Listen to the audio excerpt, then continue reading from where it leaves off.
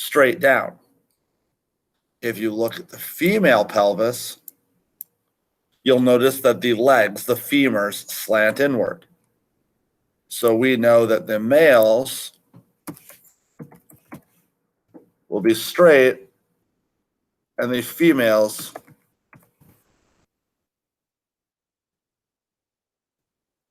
will be slanted. All right, then you have this one, and you want to measure all those same lines. You want to identify the bottom shape. You want to identify the femurs to tell what gender is this skeleton from, male or female. It's pretty easy.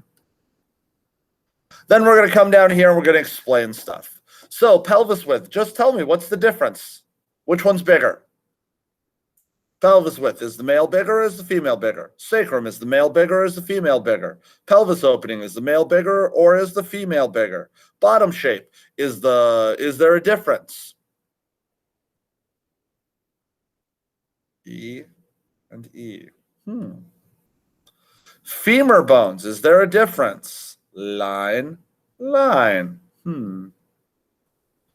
Now, from figure 1C, that's this one, is a what, male or female? And then tell me what three things tell you that it is that gender.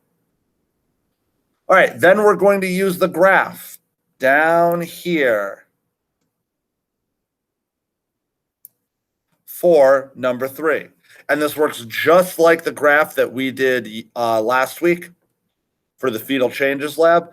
At 200 millimeters, how old is the skeleton? So here's the length of the femur in millimeters. You come up to 200, bring that over to the line. Whenever it hits, bring that down. So if that's 4, this would be 5, that would be 6. So I would say that it's probably somewhere in the neighborhood of about 5.5. And for the next one, you come up to 300, bring it over, bring it down. Then you go up to 350, bring it over, bring it down. Final question, last part, it wants you to explain how the shape of the pelvis and the size of the pelvic opening in the middle of the pelvis for females are adaptations for giving birth. I wonder.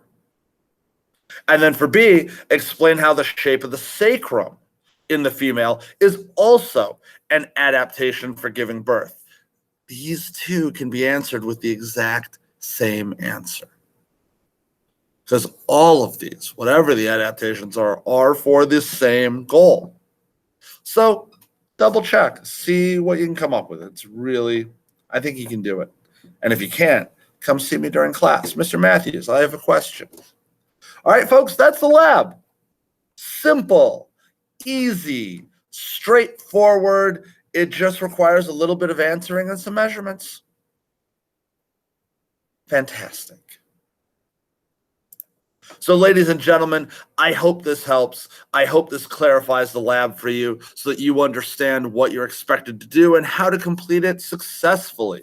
Ladies and gentlemen, I hope that you have a great day, and I look forward to seeing you in class.